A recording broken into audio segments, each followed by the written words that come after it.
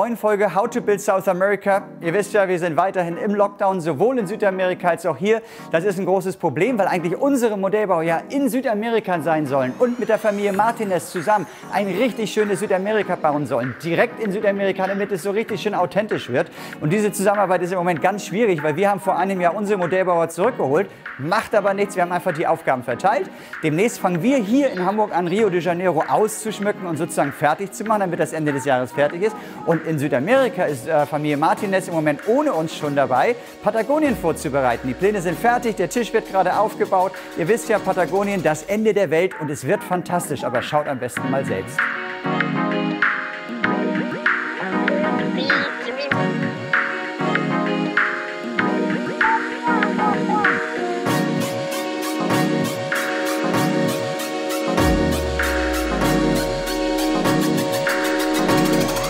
Wenn man Südamerika baut, da fallen einem natürlich tausende von Sachen ein. Man hat Bilder im Kopf und für mich persönlich war Patagonien ganz wichtig. Ich war da mal, ich bin auch in der Antarktis gewesen und da war für mich klar, das muss dabei sein. Torres del Paine, Perito Moreno, diese Bilder der sogenannten Pampa, die Eisenbahnstrecken, wie die damals gebaut wurden und so.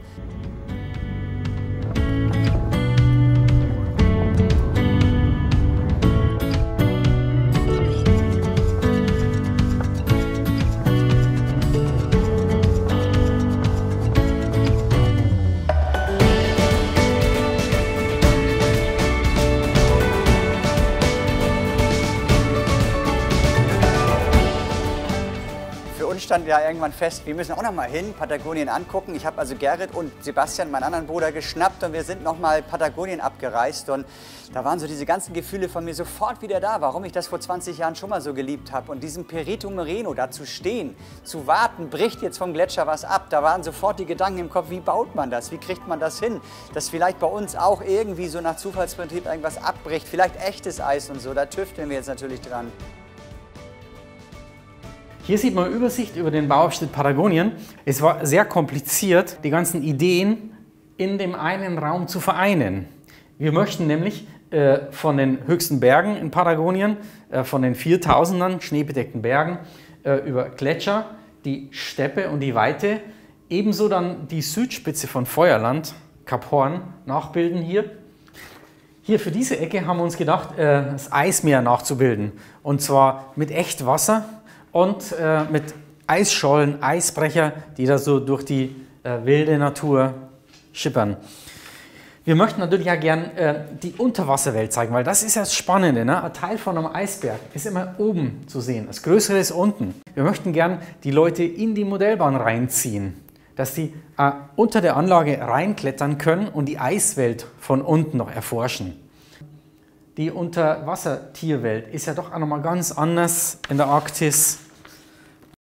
Wenn wir jetzt so einen neuen Abschnitt planen, dann muss man immer aus zweierlei Sicht denken. Einmal, was wollen wir gerne auf die Anlage packen und was erwartet der Besucher? Der hat ja vielleicht auch schon Ideen, wenn er Patagonien hört.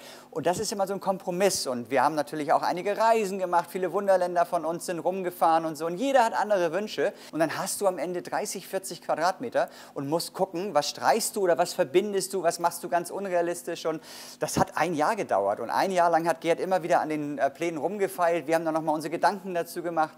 Und ich glaube, jetzt ist es ein wirklich toller Plan geworden, wo sozusagen alles drin stattgefunden hat. Die Internetrecherche, die Besucher, die Erwartungen haben und auch unsere ganz persönlichen Wünsche.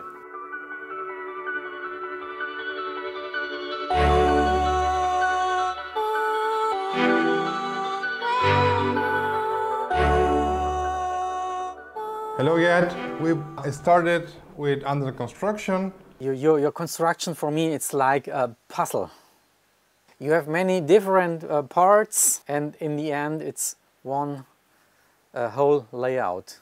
I think at that point when we designed the under construction for Rio, we had the chance to incorporate some of the elements from your ways of under construction, mixed together with our ways of disassembling models, you know.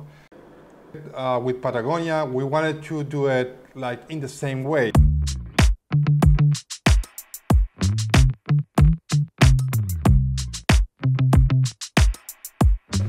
Today is the day where Patagonia takes its position on the shop. We will just put it on the floor, clamp them, we will fix them together, and then we will put it on top of these horses over here.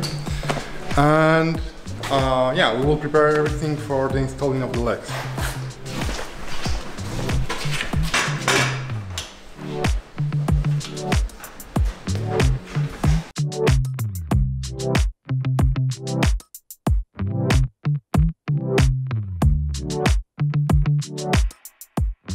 When we first started Patagonia, there was a lot of developing to do. We received the general outline of the model. Toti downstairs had to translate this into something that we can actually support the model with, like wooden under construction, steel under construction. There was a lot of talking with Gerd, coming and going, and we part by part agreed on what was the best way to build that segment in particular. Question, how does you connecting all the gaps? This particular union is below the track level, like. Once we agreed on what kind of construction we'd use in that particular segment, we make the drawings and we send that to the guys upstairs, the welders. That created the steel under construction, and at the same time he also gave the drawings to Chino, who take care of creating these pieces of milled plywood in the CNC machine.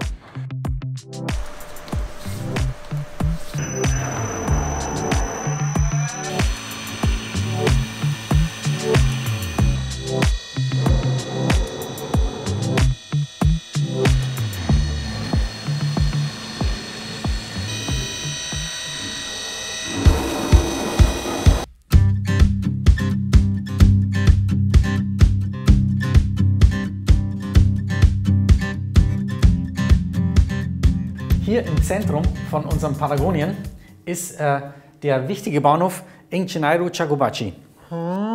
Das ist ein Bahnhof, der in der Steppe liegt. Das ist ein sogenannter Trennungsbahnhof. Das Besondere an so einer Schmalspurbahn ist, dass man wenig Bahnkunstbauten gebaut hat. Man hat versucht, immer sich der Landschaft anzupassen. Man fährt nicht mit einem Tunnel durch den Berg durch, sondern fährt einfach außen rum. Das haben wir hier dargestellt, indem wir die Schmalspurbahn durch die Landschaft winden mit vielen großen Schwüngen und Kurven.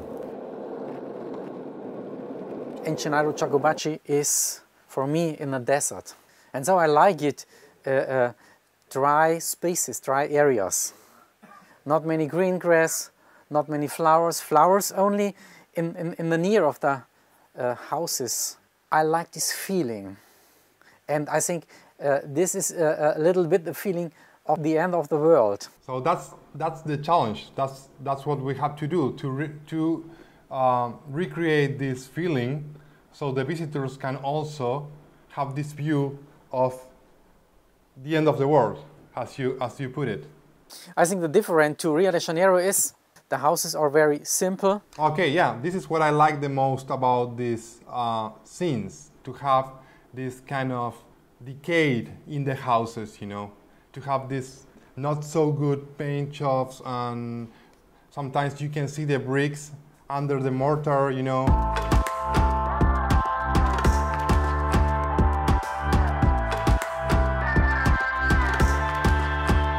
With the Patagonia houses, we are pretty advanced. There are not so many houses. It's not the same as it was in Rio de Janeiro. We don't have like hundreds of houses. We have like a small town, which is Ingeniero Jacobacci.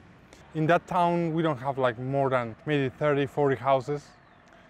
We wanted to make sure that we have the houses really at the beginning of the project.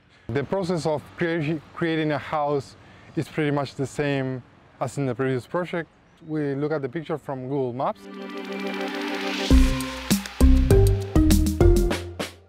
Lo que hacemos es recorrer un poco del área que vamos a representar en la maqueta. En este caso es la playa de Ingeniero Jacobacci, y una vez que elegimos un edificio, tomamos una captura de esa casa y la introducimos en el programa de diseño. This is a CAD drawing, 2D, with every face of the house. We send this to the laser machine.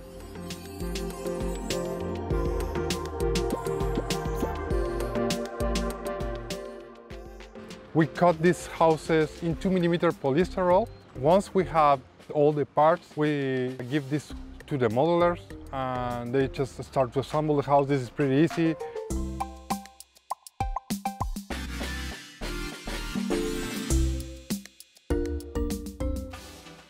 Something that is also important is the texture, something that is different from the way that maybe they do it in Wonderland. In Wonderland, they will mill the plastic to give this brick texture, and we apply a layer that recreates the brick texture.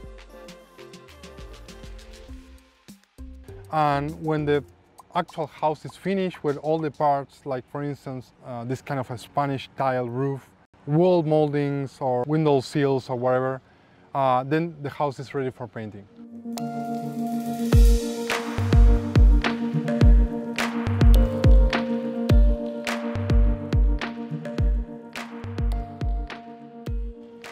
We paint the interior black and the exterior in a kind of clear white or whitish color. Then comes the point of painting the house, weathering the surface.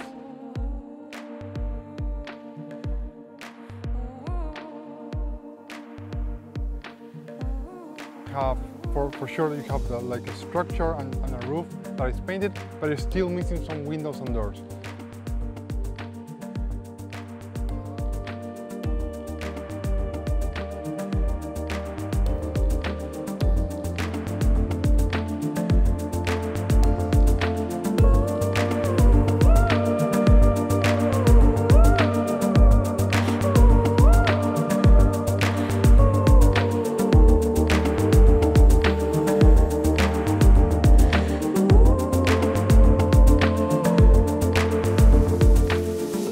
Boah, das juckt überall sofort wieder hinzufliegen, mitzubauen, die Ideen zusammenzuschmieden. Jetzt sitzen wir hier so weit auseinander, aber irgendwann ist das vorbei, irgendwann können wir wieder zusammenbauen und bis dahin werden wir euch immer mit neuen Updates versorgen.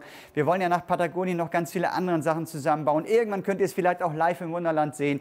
Es kommt alles, es wird alles besser und bis dahin bleibt gesund und munter. Macht's gut.